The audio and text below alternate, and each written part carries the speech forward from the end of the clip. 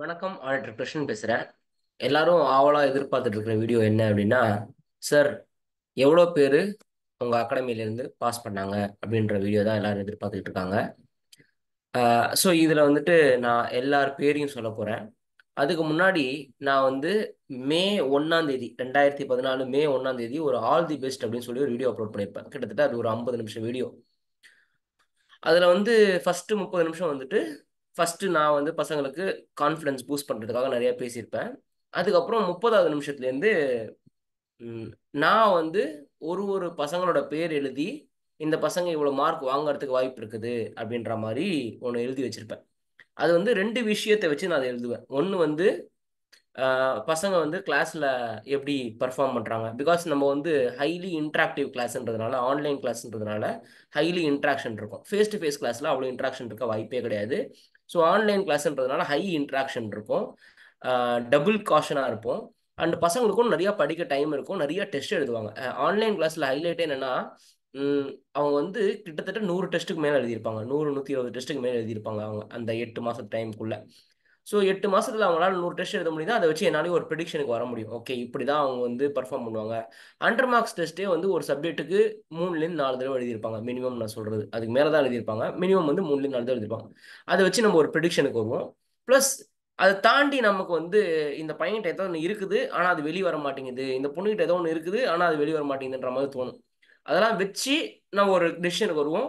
சாமி முன்னாடி உட்காந்து ஒரு பேப்பர்ல எடுத்து எழுதுவோம். லைக் நோ, இந்த மார்க் இந்த பசங்களுக்கு வரதுக்கு வாய்ப்பு இருக்குன்ட்டு. இது வந்து எல்லா அட்டம்ப்ட்டுக்கும் நான் எழுதுவேன், எல்லா அட்டம்ப்ட்டுக்கும் எழுதுவேன். ஆல்மோஸ்ட் 80% அது நடக்கும். 80% நடக்கும். சம்டைம்ஸ் அது 100% நடக்கும். சில பேருக்குலாம் நான் சொன்ன மார்க்னா மார்க் அப்படியே டாட்னா டாட். இப்போ ஹன்சீதுன்னு ஒரு பையனுக்கு 175 சொன்னா 175 175 வந்திருக்கும். ஒரு பொண்ணுக்கு 155 சொன்னா 155 155 வந்திருக்கும். அது நடக்க வாய்ப்பு இருக்கு. ஆனா ஓவராலா 80% கிட்டத்தட்ட வரும், பிளஸ் ஆர் மைனஸ். அண்ட் இன்னொன்னு சொல்லியிருப்பேன். நான் இப்ப சொல்றேன், இதை நீ வந்து ஒரு பாயிண்டா எடுத்துக்கிட்டு நீ இதுக்கப்புறம் ஒரு 5 நாள் இருக்கு, நீ ஒர்க் பண்ணு. அதுக்கப்புறம் எக்ஸாமுக்கு முன்னாடி ஒரு நாள் 1.5 நாள் இருக்கும், அதுல வந்து இந்த விஷயத்துல நீ ஒர்க் பண்ணு அப்படின்னு இருப்பேன். அது யார் யாரெல்லாம் அது பண்ணியிருப்பாங்களோ அவங்கெல்லாம் வந்துட்டு சூப்பரா ஜெயிச்சிருப்பாங்க. அதாவது எக்ஸ்பெக்டேஷனை மீறி வந்திருப்பாங்க அவங்கெல்லாம். அண்ட் இது பசங்களுக்கு தெரியும், இது என்கிட்ட படிக்கிற பசங்களுக்கு தெரியும். குரூப்ல கூட நான் இதெல்லாம் போட்டிருப்பேன்.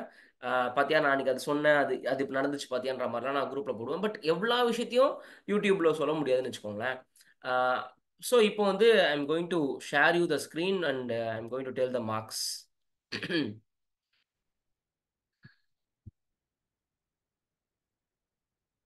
ஸோ ஃபஸ்ட்டு வந்துட்டு உங்களுக்குலாம் தெரியும், Kirimaran all India 12th rank. So இவனோட டேட் ஆஃப் பர்த் பாருங்க. இந்த நான் டேட் ஆஃப் பர்த் போட்டிருக்கேன் அப்படின்னா இவங்கெல்லாம் வந்துட்டு என்னை பொறுத்த வரைக்கும் India's youngest CA inter passed persons அப்படின்னு சொல்லலாம். You can see the date of birth also for the date of birth people. அதாவது இவ்வளோ சின்ன வயசுல பாஸ் பண்ணியிருக்காங்க சிஏ இன்டர் அப்படின்றத நீங்க பார்க்கணும்.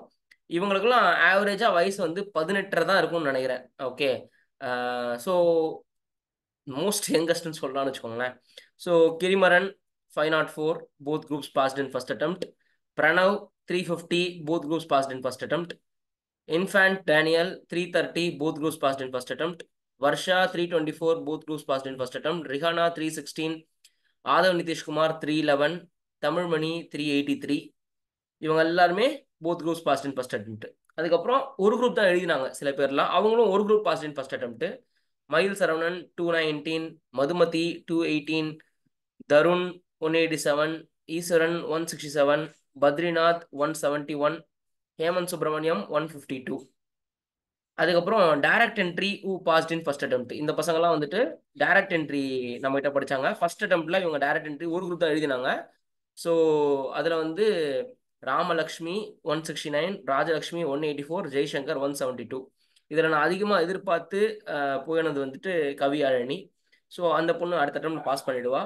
அதே மாதிரி அந்த இதில் வந்து ரக்ஷனாவை நான் அதிகமாக எதிர்பார்த்தேன், அவளுக்கு போயிடுச்சு, அவள் இந்த அட்டம் பாஸ் பண்ணிடுவா. அதை நான் எப்படி கான்ஃபிடென்ட்டாக சொல்கிறேன்றதை இப்போ அடுத்தது சொல்கிறேன். இப்போ இந்த பசங்கள்லாம் நான் வந்து 2024 ஜான்வரி 9 10 அன்னைக்கு அழுத பசங்க. இந்த பேர்லாம் வந்து இந்த பேரை சொல்லி தான் நான் அழுதேன். இதெல்லாம் சூப்பராக படிக்கும், ஏன் தான் இப்படி ஃபெயில் ஆயிடுச்சோ அப்படின்னு சொல்லிட்டு அந்த நவம்பர் 23 எக்ஸாம் எழுதி ஜான் 24ல் இவங்கெல்லாம் பாஸ் ஆயிடுவாங்க ஆனாலும் ஃபெயில் ஆயிட்டாங்க அப்படின்னு சொல்லி எனக்கு நல்லா ஞாபகம் இருக்கு அந்த அழுத வீடியோ. அன்னைக்கு வேற எனக்கு உடம்பு வேற சரியில்லை, வாய்ஸ் வேற சரியில்லை. டேய் நான் இருக்கேன்டா, கொஞ்ச நாள் பொறுத்துக்குங்கடா, ஒரு 4 நாள்ல வந்து உங்களுக்கு டெஸ்ட்லாம் வச்சிடுறேன்டான்னு. எல்லாம் சூப்பர் மார்க்ல கிளியர் பண்ணியிருக்காங்க. அதுல பாருங்க, இவங்கெல்லாம் இதெல்லாம் பவுன்ஸ் பேக்னு சொல்லலாம். அதாவது ஃபெயில் ஆகி பாஸ் ஆன பசங்க, நல்லா படிச்ச பசங்க தான், ஆனா அந்த அட்டம்ப்ட்ல என்னவோ தெரியல ஃபெயில் ஆயிட்டாங்க. அடுத்த அட்டம்ப்ட்ல போத் குரூப்ஸ் எழுதி பாஸ் பண்ணியிருக்காங்க. சுபஸ்ரீ 335, ராமலிங்கம் 348. அதுக்கப்புறம் வந்துட்டு இந்த சாய் திவ்ஷா, மார்க் தப்பா எழுதிட்டேன். இந்த பையன் நான் இந்த பையனோட மார்க் திருப்பி பார்த்து எழுதுறேன். ரித்திஷா 300. கரெக்டாக இந்த நேரம் பார்த்தா ஃபோன்லாம் காணாமல் போகும்.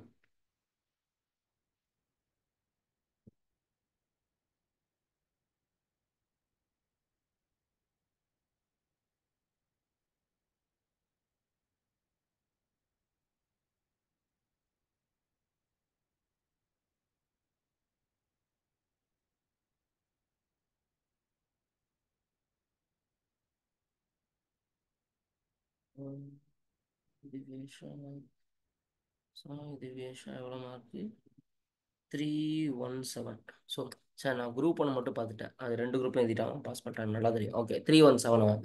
அப்புறம் ரித்திஷா 300, சூர்யா 349, ஆஷிகா ஒரு குரூப் எழுதினா 171, கோபிகிருஷ்ணன் ஒரு குரூப் எழுதியிருக்கான் 153, ஸ்ரீராம் ஒரு குரூப்பு 150, அருண்ன்ற பையன் டைரக்ட் என்ட்ரி பையன். அவன் வந்து நவம்பர் 23 ஐ திங்க் ஃபர்ஸ்ட் அட்டம்ப்ட்லேயே ஒரு குரூப் எழுதி பாஸ் பண்ணிட்டான்னு நினைக்கிறேன். அப்புறம் இப்போ செகண்ட் அட்டம்ப்ட்ல செகண்ட் குரூப் எழுதி பாஸ் பண்ணியிருக்கான். இவன் சூப்பரான பையன் இவன்.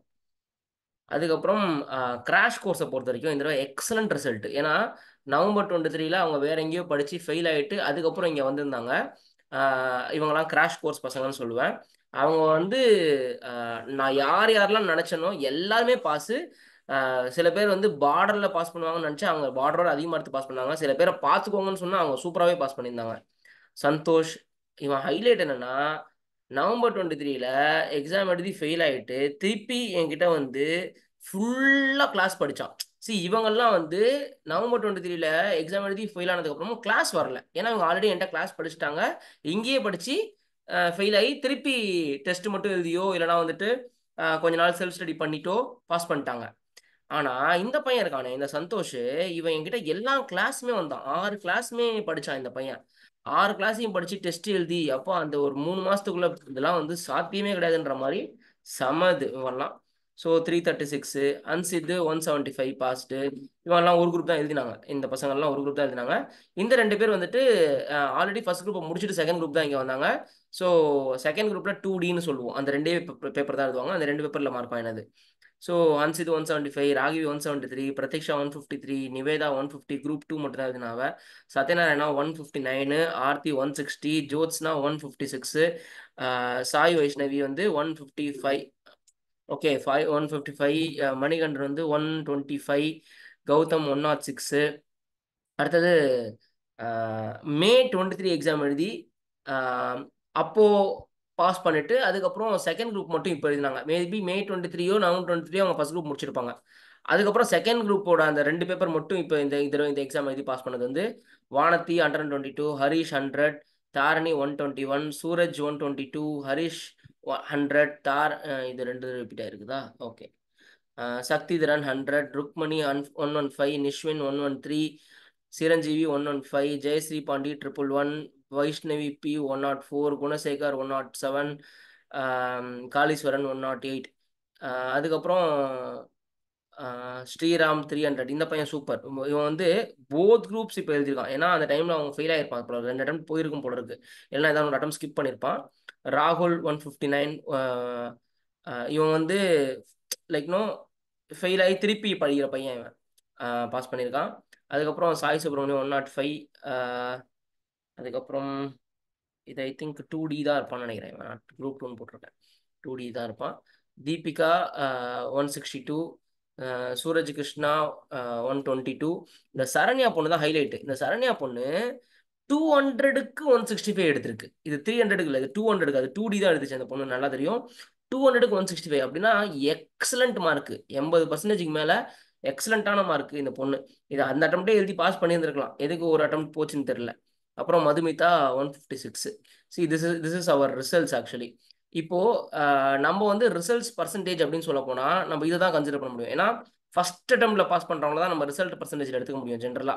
ஸோ அப்படி பார்த்தா மொத்தம் 13 பேர் பாஸ் பண்ணியிருக்காங்க அப்படின்ற 13 பேர் தான் பாஸ் பண்ணியிருக்காங்கன்ற மாதிரி வச்சுக்கோங்களேன்.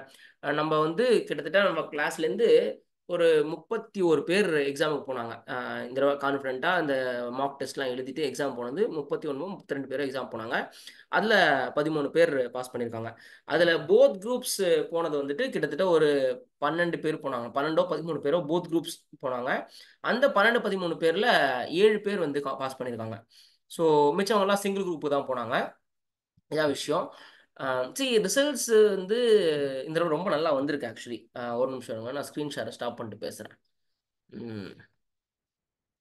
ரிசல்ட்ஸ் வந்து அந்த தடவை ரொம்ப நல்லா வந்திருக்கு. ஆக்சுவலி இந்த வீடியோ நான் நேற்றையே போட்டிருப்பேன். பட் ப்ராப்ளம் என்னன்னா, என் பசங்க எல்லாருமே வந்து இந்த ஐடிடி ஓரியன்டேஷன் ஏதோ ஒன்று போயிட்டு இருக்காங்க.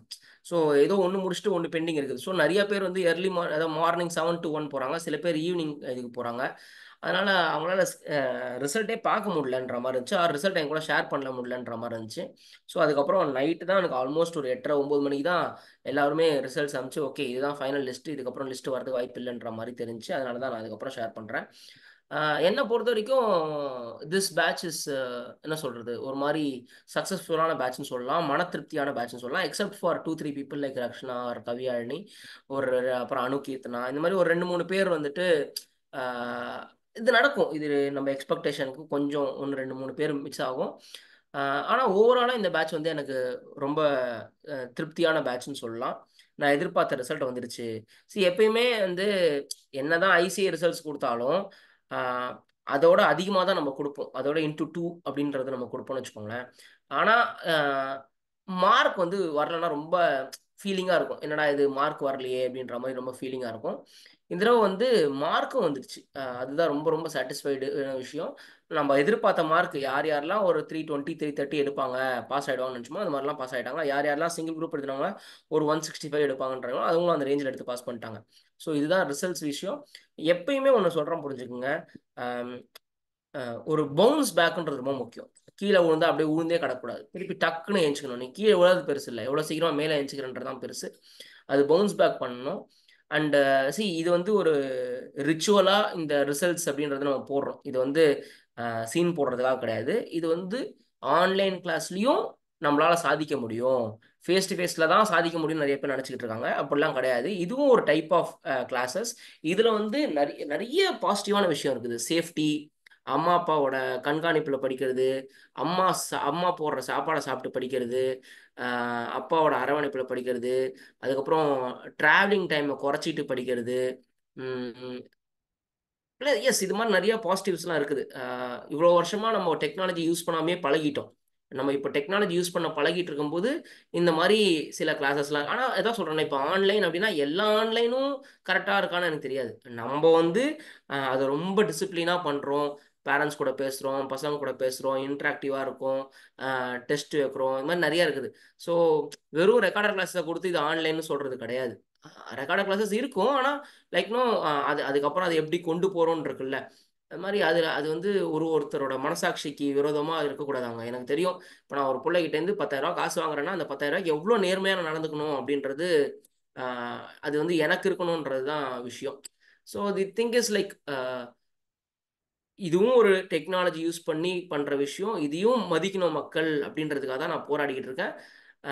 இதனால 10 ஆன்லைன் கிளாஸ் வந்துருமா அப்படின்றதுலாம் எனக்கு சொல்ல தெரியாது. ஆனால் என்னோட கிளாஸ் பெஸ்ட்டாக இருக்குது, இது வந்து நீங்கள் நம்புங்க அப்படின்றதுக்காக தான் நான் போராடிக்கிட்டு இருக்கேன் ஆக்சுவலி.